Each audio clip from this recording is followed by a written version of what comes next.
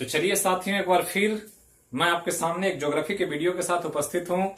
देखेंगे हम लोग भारत के पड़ोसी देशों की, जहां तक हम पिछले वीडियो में कंप्लीट कर चुके थे उससे आगे की बात करेंगे। 4 देश के बारे में बता चुका था, 4 और देश जिसमें हम पहला चर्चा करने जा रहे हैं बर्मा के बारे में। तो बर्मा हमारे पड़ोसी देशों में एक इंपॉर्टेंट देश है। भारत का अगर विस्तार देखें तो पूरब की तरफ जहां तक भारत का विस्तार है, उसके बाद जो इधर का एरिया है पूर्वोत्तर भारत के बाद में वो बर्मा का क्षेत्र है। और बर्मा एक इंपॉर्टेंट देश, प्राचीन समय से ही भारत के उपमहाद्वीप में ये भी शामिल है। और बर्मा का जब विशेषता देखेंगे तो पहला तो ध्यान रखना है कि बर्मा की राजधानी बहुत इंपॉर्टेंट है, जो आपसे बार बार पूछा जाए, और राजधानी है नेपीदा। तो ये ध्यान रखना है। लोगों को रंगून याद रहता है, लेकिन आपको ध्यान रखना है कि बर्मा की राजधानी नेपीदा। यहां के अगर संसद की बात करें, क्योंकि हमने कहा था संसद का नाम बार बार पूछता एग्जाम, और संसद बहुत इंपॉर्टेंट है। कहीं का भी, बहुत बड़े बड़े देशों का भी याद रखना है, फ्रांस का, अमेरिका का, जापान का, चीन का। लेकिन छोटे छोटे जो पड़ोसी देश हैं जिस पर हमारी नजर नहीं जाती, उसके बारे में पूछता। तो जब संसद की बात करेंगे तो ध्यान रखना है संसद का नाम है पीथू हलूतो। तो ये ध्यान रखना है पीथू हलीतो को। तो ध्यान रखना है, क्योंकि ये बर्मिस भाषा में है और इसलिए थोड़ा सा सुनने में अटपटा लगता है, लेकिन हम लोग को याद रखना है। तो पीथू हलूतो आपसे संसद के बारे में पूछे तो ध्यान रखना। अब संसद के बाद नेक्स्ट जो इंपॉर्टेंट है यहाँ का, वो मुद्रा। और मुद्रा में यहां एक मुद्रा है जिसको क्याट कहते हैं। तो नॉर्मली हम देख रहे हैं कि भारत के पड़ोसी देशों में मुख्य रूप से रुपया चलता है, लेकिन यहां पर कुछ अलग है, और ये क्याट या बर्मिस क्याट के रूप में इसको देखते हैं। अब यहां पर यहां की भाषा है राजभाषा, और राजभाषा के रूप में इंपॉर्टेंटली ध्यान रखना है कि यहां जो भाषा है वो बर्मी भाषा, और बर्मी भाषा का ही लोग यहां प्रयोग करते हैं। इसके अलावा बर्मा का स्वतंत्रता दिवस आपको ध्यान रखना, और स्वतंत्रता दिवस बहुत इंपॉर्टेंट है क्योंकि बहुत सारे स्वतंत्रता की लड़ाइयां लड़ी गई। वर्तमान में बर्मा की प्रधानमंत्री आंग सान सू की है, जो बहुत चर्चित एक व्यक्ति हैं, एक महिला जो काफी बर्मा के लिए काम किया। वहां लोकतांत्रिक समाज की स्थापना के लिए, सरकारों की व्यवस्था के लिए काफी उनका विरोध रहा, और इस रूप में राजभाषा बर्मी। और यहां अगर स्वतंत्रता दिवस की बात करें तो बर्मा की स्वतंत्रता दिवस 4 जनवरी को मनाई जाती है। तो ध्यान रखना है 4 जनवरी बर्मा का स्वतंत्रता दिवस है। जबकि जैसे हम लोग अन्य देशों के ऊंची चोटी का नाम ले रहे थे, तो यहां भी एक ऊंची चोटी है। और सबसे ऊंची चोटी की जब बात पूछे तो थोड़ा सा यहां ध्यान रखना है, और वो ध्यान आपको अक्सर पूछेगा। नाम है हका कीबो रोजी। तो हका कीबो रोजी बर्मा की सबसे ऊंची चोटी का नाम है। जबकि जब नदी की बात करते हैं तो यहां पर जो सबसे लंबी नदी है, और वो सबसे लंबी नदी नाम है इरावदी। तो ध्यान रखना है, इरावदी बार बार पूछता है। हम लोग जब नदी चैप्टर पढ़ते हैं तो विश्व की नदियों में बात आती है तो इरावदी का नाम आता है। और इरावदी बर्मा में बहने वाली या प्रवाहित होने वाली सबसे लंबी नदी। अब बर्मा के जब सबसे बड़े नगर की बात करते हैं तो बड़े नगर के रूप में यहां याद रखना है यांगून को। इसी को रंगून भी कहते हैं। तो रंगून बहुत फेमस था, पहले यह राजधानी के रूप में भी देखा जाता था, लेकिन अभी राजधानी नेपिदा है और बड़ा नगर के रूप में रंगून स्थापित है।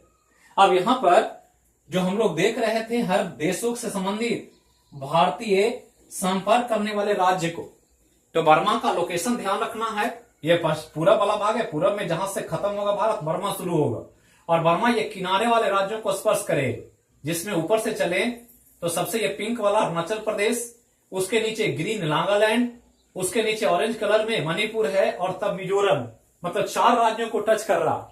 और 4 राज्यों में ध्यान रखना है सबसे ऊपर में अरुणाचल प्रदेश। तो अरुणाचल प्रदेश सबसे ऊपर, अरुणाचल प्रदेश के बाद नागालैंड, और नागालैंड के बाद मणिपुर, और मणिपुर के बाद मिजोरम। तो ये ध्यान रखना है ये कुछ राज्यों को। तो ऊपर से याद रखना है अरुणाचल प्रदेश, नागालैंड, मणिपुर और मिजोरम, जो ये हमारे भारतीय राज्य हैं जो संपर्क में हैं और बर्मा के बाउंड्री, अंतरराष्ट्रीय सीमा को स्पर्श करते हैं। तो ये बर्मा से संबंधित कुछ बात है। अब बर्मा के बाद एक इंपॉर्टेंट देश है हमारे पड़ोसी देश में, नाम है बांग्लादेश। बहुत इंपॉर्टेंट है, कई पॉइंट यहां से पूछा जाएगा। और जब बांग्लादेश की बात आती है तो सबको पता है, हम लोग इतिहास में, ज्योग्राफी में, जनरल अवेयरनेस में पढ़ते आ रहे हैं कि बांग्लादेश पहले भारत में ही था। आजादी जब मिली तो पाकिस्तान और भारत के बंटवारे में पाकिस्तान के हिस्से में चला गया बांग्लादेश। इस बांग्लादेश जो इधर था इसको पूर्वी पाकिस्तान कहते थे, और जो इधर था इसको पश्चिमी पाकिस्तान कहते थे। और इस रूप में इधर और इधर पाकिस्तान का विस्तार था। अब यहां ध्यान रखना है कि बांग्लादेश ये यहां पर अंदर में घुसा हुआ है। इसके तीन तरफ से भारत है, इधर पश्चिम, इधर उत्तर और इधर पूरा दक्षिण में फिर बंगाल की खाड़ी। तो ध्यान रखना है, कभी कभी जनरल अवेयर्स में कॉन्सेप्चुअली सवाल पूछ देता कि बांग्लादेश को भारत घेरे हुए कितने तरफ से, तो तीन तरफ से, पूरब से भी, पश्चिम से भी, पूरब से भी और उत्तर से भी, दक्षिण से बंगाल की खाड़ी।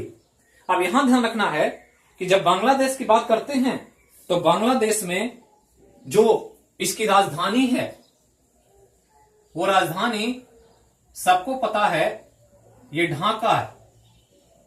तो बांग्लादेश की राजधानी ढाका है, जबकि बांग्लादेश का अपना एक संसद है और संसद के रूप में इस संसद का एक नाम है जिसको जातीय संसद कहा जाता।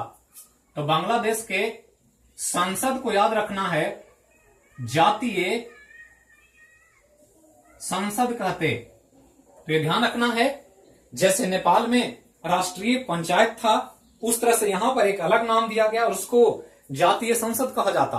अब यहां ध्यान दें कि बांग्लादेश की अपनी एक मुद्रा, और मुद्रा जो है टका है। तो टका भारत में भी बोलचाल में बोला जाता है। बंगाल के साइड में जाएंगे, पश्चिम बंगाल, तो टका लोग बोलते हैं। इवन कि बिहार में भी भागलपुर के साइड में टका ही यूज होता है, जो पूरब में है बिहार के, चूंकि बंगाल का ही पार्ट है बांग्लादेश। ये पश्चिम बंगाल, ये पूर्वी बंगाल, उसी में से जो पूर्वी हिस्सा वो बांग्लादेश के रूप में स्टैब्लिश हो गया। और ये घटना 1971 में घटी। तो 1971 में इंदिरा गांधी के प्रधानमंत्रित्व काल में एक युद्ध के द्वारा जो भारत और पाकिस्तान के बीच युद्ध हुआ, उसी के समय ये बांग्लादेश एक अलग देश के रूप में अस्तित्व में आ गया। तो 1971 में बांग्लादेश की स्थापना हुई और बांग्लादेश को हमने कल बताया था कि देश के रूप में मान्यता देने वाला पहला देश भूटान था। तो ये ध्यान रखना। अब मुद्रा और संसद की बात, अब यहां से बात करें तो बांग्लादेश में एक इंपॉर्टेंट पॉइंट है जो आपको याद रखना। 3 महत्वपूर्ण नदी है और तीनों नदी के बारे में आपसे पूछेगा। एक का नाम है पद्मा, एक का नाम है जमुना और एक का नाम है मेघना। तो ये ध्यान रखना है, 3 महत्वपूर्ण नदियां और तीनों यहां बहती है। जमुना, जिसको यहां पर यमुना कहते हैं, यहां भी नदी है। भारत में भी गंगा की सहायक नदी यमुना है। अब यहां पर जमुना और यमुना को ध्यान रखना। पद्मा जो है ये गंगा का नाम है, भारत में इसको गंगा कहते हैं। जब भारत में गंगा बहते हुए बांग्लादेश में प्रवेश करती है तो इसको पद्मा कहलाती है।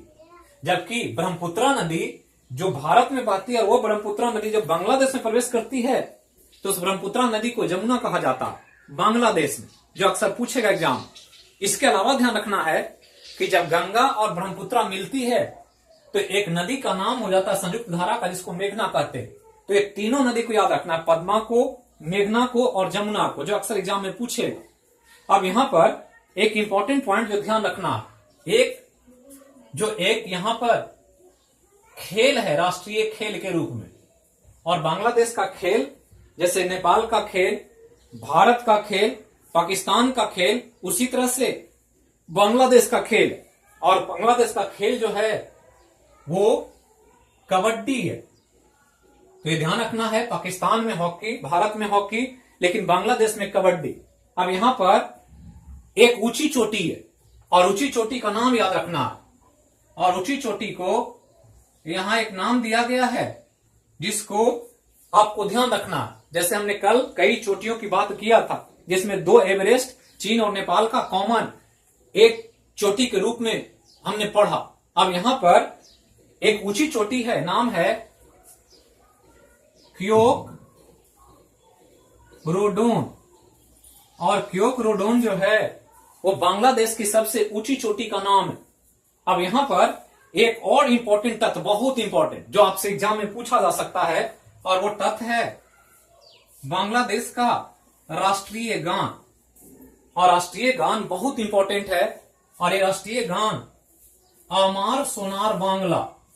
तो ये ध्यान रखना है, आमार सोनार बांग्ला बांग्लादेश का राष्ट्रीय गान है, जिसका रचना रवींद्रनाथ टैगोर ने किया था, जो भारत में जन गण मन की रचनाकार, और ये आमार सोनार बांग्ला का भी रचनाकार। भारत में जब पश्चिम बंगाल के जोन में जाएंगे तो आमार सोनार बांग्ला गाया जाता है। और जब बांग्लादेश एक स्वतंत्र देश के रूप में अपने अस्तित्व को बनाया तो इसने आमार सोनार बांग्ला को ही अपना राष्ट्रीय गान के रूप में मान्यता दे दिया। तो ये ध्यान रखना है, यहां पर रवींद्रनाथ टैगोर का नाम आता है, ये ध्यान रखना। अब यहां पर भारतीय राज्य का नाम लेना, और भारतीय राज्य की जब बात करेंगे तो भारतीय राज्य को देखें यहां पर, तो हमने कहा बांग्लादेश को तीन तरफ से भारत घेरे हुए, पश्चिम से, उत्तर से और पूरब से। दक्षिण में बंगाल की खाड़ी। अब यहां पर ध्यान दें कि इधर बहुत सारे राज्य हैं जो बांग्लादेश को टच करते हैं, और इन टच करने वाले राज्यों में कुल मिलाकर के 5 राज्य हैं। और 5 राज्यों को आपको ध्यान से मैप पर देखना है। जब नक्शे पर देखेंगे आपको बिल्कुल स्पष्ट हो जाएगा कि कौन कौन राज्य टच कर रहा है। तो इधर चले तो इधर से पूरी तरह से ये पश्चिम बंगाल है, ये पश्चिम से भी और उत्तर से भी। इधर आ जाएं तो आसाम है, आसाम के बगल में मेघालय है, मेघालय के बाद इधर त्रिपुरा है।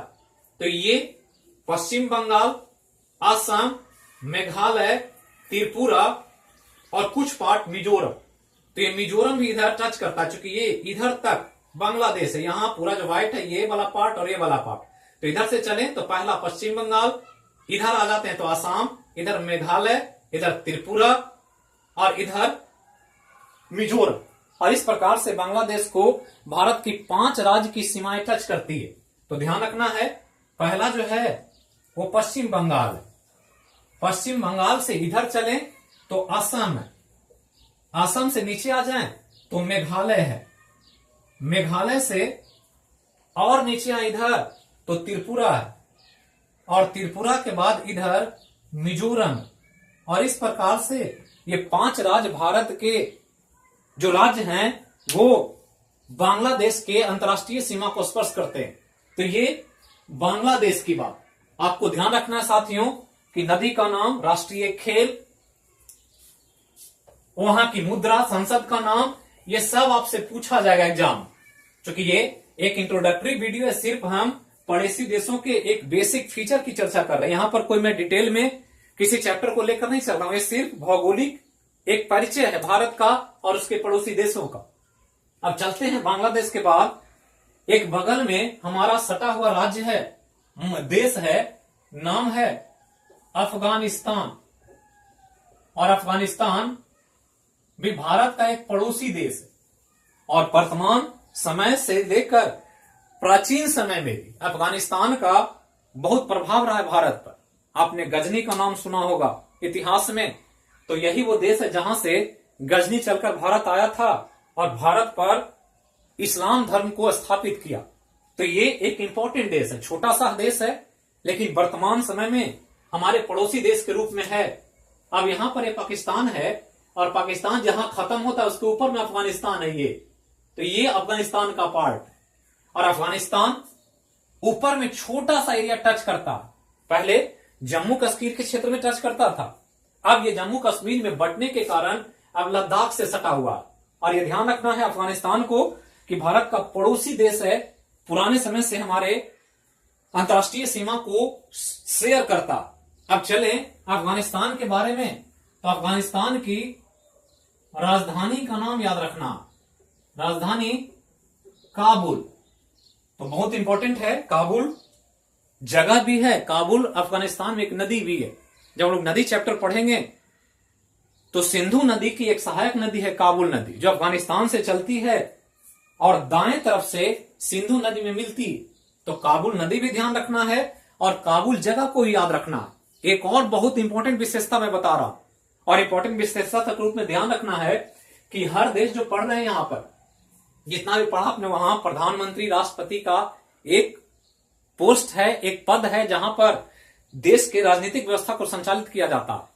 जब अफगानिस्तान की बात आती है तो यह थोड़ा सा डिफरेंट है। यहां पर जैसे अफगानिस्तान में प्रधानमंत्री का पोस्ट नहीं होता है, यहां प्रेसिडेंट होते हैं, और संचालित करने के लिए राज्य को या देश को एक इंपॉर्टेंट पोस्ट होता है जिसको सीईओ कहा जाता है।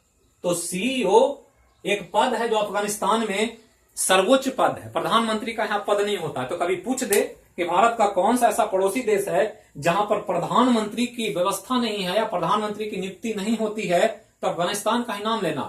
राष्ट्रपति होते हैं और सीईओ होते हैं। राष्ट्रपति अभी जो है अशरफ गनी है और सीईओ अब्दुल्ला। तो ये ध्यान रखना। अब यहां पर ध्यान रखना है कि यहां पर सीईओ हम लिख दे रहे हैं अभी अब्दुल्ला। अभी वर्तमान के ये अफगानिस्तान के सीईओ। हम प्रधानमंत्री राष्ट्रपति की चर्चा इसलिए नहीं कर रहे हैं क्योंकि ये हमेशा बदलता रहता। आपको जो बेसिक फीचर पढ़ना है वो जानना है, और इन चीजों को खुद आपको अपडेट करते रहना है। करंट अफेयर में कोई भी घटनाक्रम, कोई भी न्यूज बने तो इस पर आपको खुद नजर रखनी चाहिए।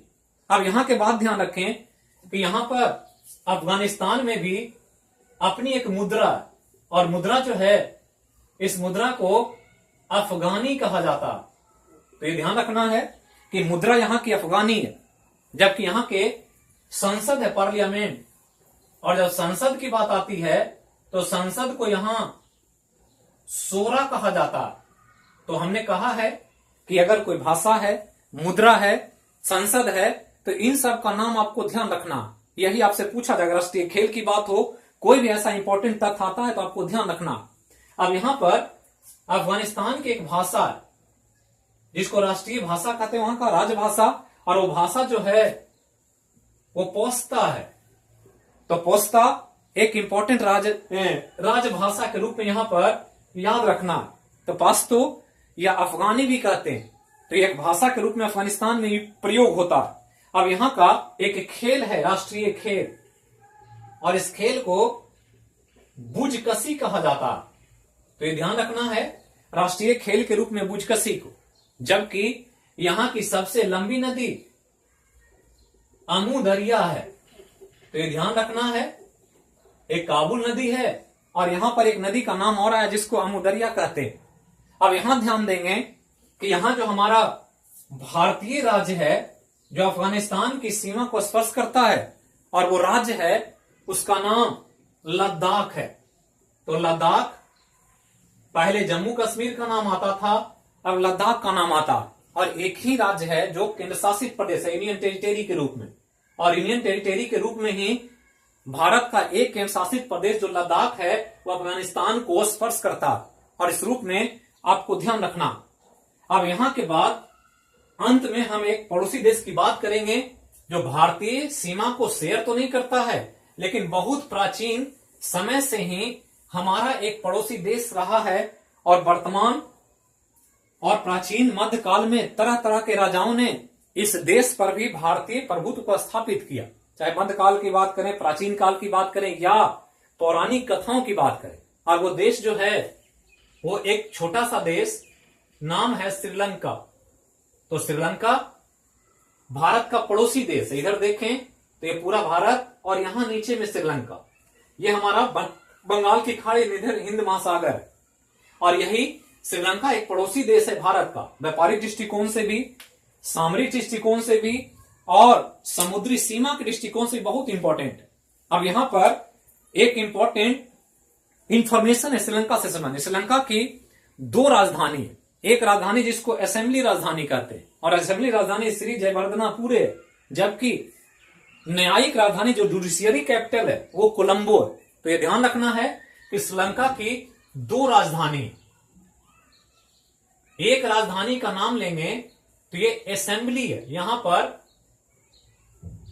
असेंबली के रूप में, जैसे यहां पार्लियामेंट संसद होता है, विधानसभा होती है, विधेयक जहां से बनते हैं, नियम कानून पारित होते हैं, वो असेंबली राजधानी जो है इसका श्रीलंका का, उसका नाम श्री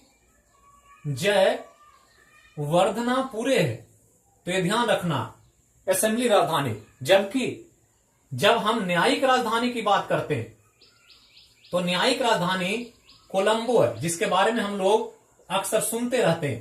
तो ये ध्यान रखना है कि श्रीलंका की 2 राजधानी, श्री जयवर्धनापुरे और एक न्यायिक राजधानी के रूप में कोलंबो।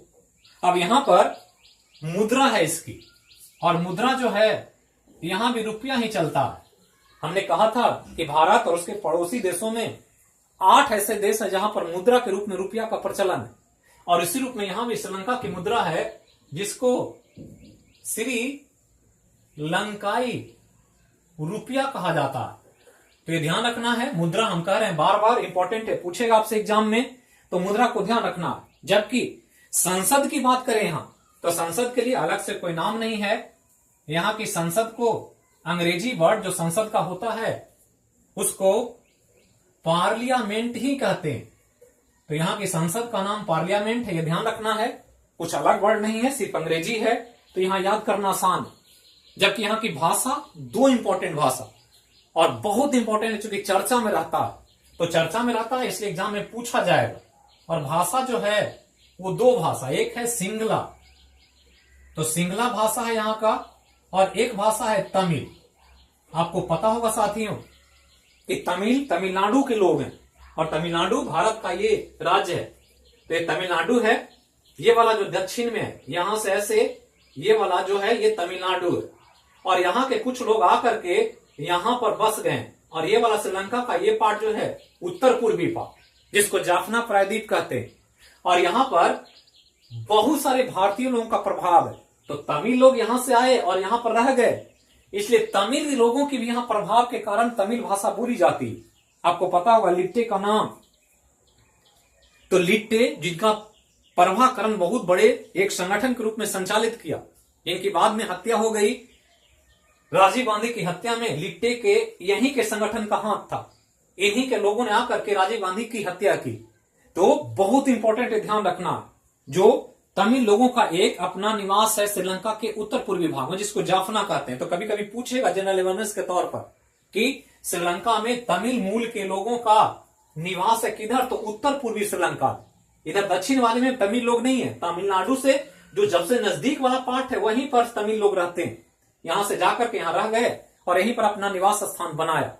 तो ये ध्यान रखना है भाषा के तौर पर। यहां का एक राष्ट्रीय खेल भी है साथियों, और खेल जो है वो वॉलीबॉल है। तो ये ध्यान रखना है, खेल अगर पूछे तो आपको ध्यान रखना है कि यहां का खेल वॉलीबॉल। अब यहां पर भी स्वतंत्रता दिवस मनाया जाता है, तथा एक नदी है, और नदी के रूप में सबसे जो लंबी नदी है उस नदी को महाबली कहा जाता है। तो महाबली नदी पूछ दे कहां बहती है, तो श्रीलंका में बहती है। जबकि यहां जो एक इंपॉर्टेंट खेल है वो वॉलीबॉल, और नदी का नाम महाबली। अब इसके साथ स्वतंत्रता दिवस को याद रखना, और ये स्वतंत्रता दिवस श्रीलंका जो मनाता है वो 4 फरवरी को मनाता है। तो स्वतंत्रता दिवस भी इंपॉर्टेंट है, कभी कभी पूछा जा सकता है, और वो 4 फरवरी को हर साल इंडिपेंडेंस डे के रूप में सेलिब्रेट करते हैं। तो ये श्रीलंका की बात। अब जनरल अवेयरनेस के तौर पर कुछ और बातें मैं बता देता हूं यहां पर। ऐसे हमने कहा ये बेसिक फीचर सिर्फ हम चर्चा कर रहे हैं इंट्रोडक्टरी चैप्टर के रूप में, आगे जब जब जो ही ज्योग्राफी का टॉपिक है उसको विस्तार से हम लोग देखेंगे। अब यहां ध्यान दें कि ये श्रीलंका है और ये इंडिया है, और श्रीलंका इंडिया के बीच में ये गैप है, और यहां से ऐसे रामेश्वरम का नाम आता है, और यहां से ये जुड़ा हुआ है, ये मानता है नासा, और ये जो जुड़ा हुआ है इसको हम एक नाम दिया गया है जिसको राम सेतु कहते हैं। राम सेतु, या इसको आदम का पुल भी कहा जाता है। तो ये पौराणिक कथाओं में मिलता है। आजकल कोरोना का प्रभाव है, लॉकडाउन चल रहा है देश में, रामायण दिखाया जा रहा है, जिसके कारण बहुत सारे डिबेट हुए हैं, बहुत सारे विवाद की बातें हैं। तो हम लोग को राजनीति में, पार्टी पॉलिटिक्स में, धर्म के आधार पर कोई विवाद में नहीं पड़ना। हम लोग एक भारतीय होने के नाते भारत के सरकार द्वारा जो रूल रेगुलेशन बनाया जा रहा है उस कोरोना वायरस के लिए, इस देश को बचाने की जिम्मेदारी सब पर है, और उसी को ध्यान में रख करके हम लोग को उन सभी निर्देशों का अनुसरण करना जो इस देश को बचा सके, क्योंकि ये देश उस स्थिति में खड़ा है कि अगर एक एक व्यक्ति इसका अनुसरण नहीं किया तो यहां स्थिति बहुत भयावह हो सकती है। तो ध्यान रखना है कि यहां पर राम सेतु या आदम की पुल की चर्चा होती है, और कभी कभी पूछेगा कि राम सेतु किन दो देशों के बीच है, तो भारत और श्रीलंका के बीच है। जो कहा जाता है कि राम ने श्रीलंका पर आक्रमण करने के लिए इस पुल का निर्माण बांद्री सेना से करवाया, जिसका आज प्रमाण अमेरिका का अंतरिक्ष एजेंसी नासा भी देता। तो इस रूप में आपको इन पुल को याद रखना। तो राम सेतु परियोजना, जिसको सेतु समुद्रम योजना कहते, तो इसको भी ध्यान रखना। कभी पूछ देगा तो सेतु समुद्रम योजना की बात आए, और सेतु समुद्रम योजना भारत की एक महत्वपूर्ण योजना, जिसको आज भारत सरकार ने बंद कर दिया। पता होना चाहिए साथियों कि ये योजना है किससे संबंधित। तो जब योजना की बात पूछ दे तो ये ध्यान रखना कि सेतु समुद्रम योजना एक व्यापारिक मार्ग के निर्माण का एक योजना, समुद्री व्यापारिक मार्ग।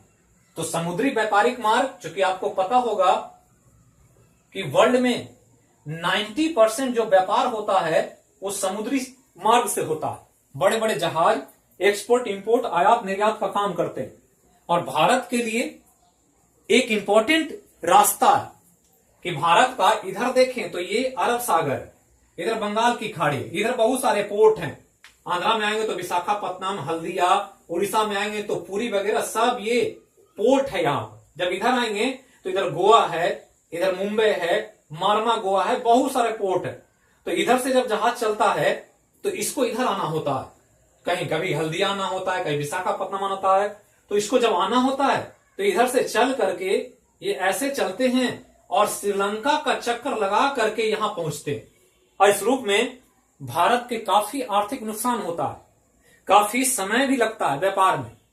तो इसी के चलते पहले के सरकारों ने सोचा कि अगर ये सेतु जो है इसको काट कर एक रास्ता बना दिया जाए तो इतना चक्कर नहीं लगाना पड़ेगा, और हम इधर से आएंगे और ऐसे आकर के इस मार्ग से होकर सीधा हम ऐसे पहुंच जाएंगे। तो श्रीलंका का ये जो चक्कर लगाना पड़ रहा है ये लगाना नहीं पड़े। और इसमें ये राम सेतु एक बैरियर है, बाधा अवरोध है, क्योंकि वहां पर पानी ज्यादा गहरा नहीं है, जहाज पार नहीं हो सकता। तो सरकार ने चाहा कि हम इस सेतु को काट कर एक नहर बना दें तो समुद्री जो जहाज है ऐसे जा सकता।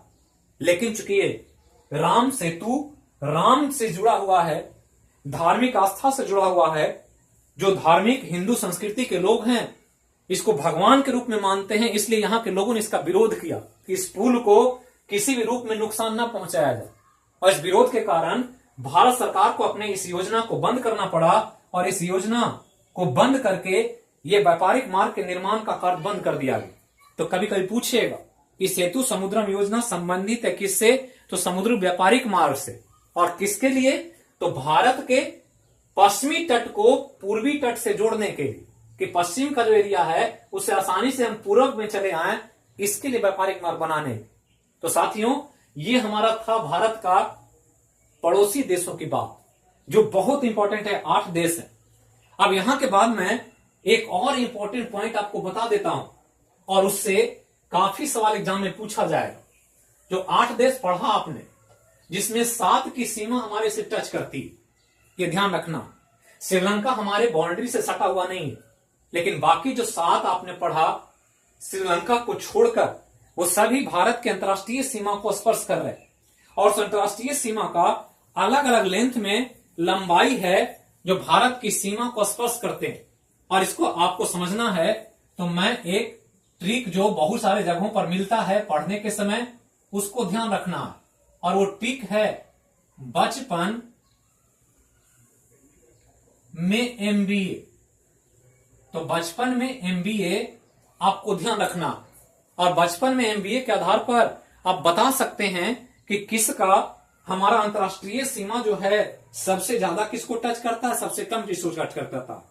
और जब ब से आपको याद रखना है तो ब जो है ये बांग्लादेश है, तो ये ध्यान रखना है। ब से बांग्लादेश, च से चीन, प से पाकिस्तान, न से नेपाल, M से म्यांमार, B से भूटान और A से अफगानिस्तान। तो ये ध्यान रखना है। इस प्रकार आप आसानी से अंतर्राष्ट्रीय सीमा को बढ़ते क्रम में घटते क्रम में सजा सकते हैं।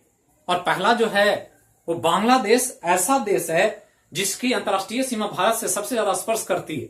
और ये जो स्पर्श करती है इसका कुल एरिया 4096 किलोमीटर।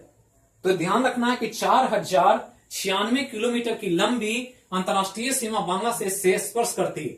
जब चीन की बात आती है तो ध्यान रखना है चीन दूसरे नंबर पर है और चीन का 3488 किलोमीटर का लंबा अंतर्राष्ट्रीय सीमा भारत को स्पर्श करता है। जबकि पाकिस्तान की बात करें तो पाकिस्तान तीसरे नंबर पर है और ये 3323 किलोमीटर का एक लंबा अंतर्राष्ट्रीय सीमा को शेयर करता है। जब नेपाल की बात करें तो नेपाल जो है ये नेपाल 1751 किलोमीटर का अंतर्राष्ट्रीय सीमा भारत से शेयर करता है। जबकि म्यांमार की बात करें तो म्यांमार का अंतर्राष्ट्रीय सीमा 1643 किलोमीटर। जो याद रखना है साथियों, म्यांमार के बाद नेक्स्ट जो है भूटान, और भूटान का जो अंतर्राष्ट्रीय सीमा है वो भारत से 699 किलोमीटर लगा हुआ है। और सबसे कम अफगानिस्तान, और अफगानिस्तान का 106 किलोमीटर लंबा अंतर्राष्ट्रीय सीमा भारत से शेयर करता। तो 2-3 पॉइंट याद रखना। एक तो बचपन में एमबीए, ये ध्यान रखना है, जिसमें सबसे ज्यादा बांग्लादेश, आप मैप से भी देख सकते हैं कि बांग्लादेश यहां है। तो बांग्लादेश को 3 तरफ से भारत घेरे हुए, तो ये लंबा बहुत हो जाता है। चीन बड़ा देश है, 5 राज्यों को यह भी शेयर करता है और इस रूप में लंबाई इसकी बहुत अधिक हो जाती है। और चीन के जो लंबाई है इसको ध्यान रखना है 3488 किलोमीटर, जो पूछा जा सकता है वर्तमान में, क्योंकि चीन बहुत चर्चा में है, बहुत सारी बातें हम लोग को इसमें जाननी है। इसके अलावा तीसरा पाकिस्तान को ध्यान रखना। तो पाकिस्तान इसलिए भी कि पाकिस्तान के साथ भी बहुत सारा सीमा का विवाद है और इस रूप में 3323 किलोमीटर पाकिस्तान का एरिया। और यह ध्यान रखना है कि जब पाकिस्तान की बात आ जाए और कोई एक राज्य की बात करें तो ध्यान रखना कि पाकिस्तान का सबसे ज्यादा जो लंबा एरिया स्पर्श करता है वो हमारा राजस्थान है। तो सबसे ज्यादा राजस्थान की अंतर्राष्ट्रीय सीमा पाकिस्तान से लगी हुई। सबसे कम वाला को भी ध्यान रखना अफगानिस्तान, क्योंकि अफगानिस्तान आप देख रहे हैं कि यहां पर है, छोटा सा यहीं पर टच कर रहा है ये वाला पार्ट। तो ये बहुत छोटा सा एरिया, एक ही राज्य है, अब तो केंद्र शासित प्रदेश है। पहले जम्मू कश्मीर का नाम आता था, अब अफगानिस्तान जो टच करता है वो लद्दाख के साथ, जो यूनियन टेरिटरी। तो इस प्रकार से एक छोटा सा ट्रिक जो बहुत जगह पर आपको मिल जाएगा, तो कभी कभी ट्रिक भी काम करता है। तो बचपन में एमबीए, बांग्लादेश सबसे अधिक और सबसे कम अफगानिस्तान। और इस प्रकार से आप भारत के पड़ोसी देशों की मुख्य बातें, जो महत्वपूर्ण पॉइंट्स हैं, जो एग्जाम में आपसे पूछा जाता है बार बार, उसकी मैंने चर्चा की। आगे हम लोग अब एक अगले टॉपिक में हम फिर से भारत के कुछ जो बचे हुए पार्ट हैं, जिसमें हम भारत के भौगोलिक परिचय से संबंधित बात और भौगोलिक विविधता की बात करें। तो इसी के साथ मैं ये वीडियो को यहां संपन्न करता हूं, कंप्लीट करता हूं। फिर मिलूंगा अगले वीडियो में। साथियों ध्यान रखें कि जो पहली बार देख रहे हैं जरूर सब्सक्राइब करें। कमेंट बॉक्स में जरूर अपने कमेंट्स के द्वारा ये बताएं कि वीडियो में क्या कमी है, क्या अच्छाई है, किस रूप में वीडियो को और हम प्रस्तुत कर सकते हैं, क्या आपके लिए बेनिफिशियल होगा। तो इसको ध्यान रखें और ज्यादा से ज्यादा लोगों को शेयर करें ताकि मैं रेगुलर वीडियो बना सकूं। Thank you.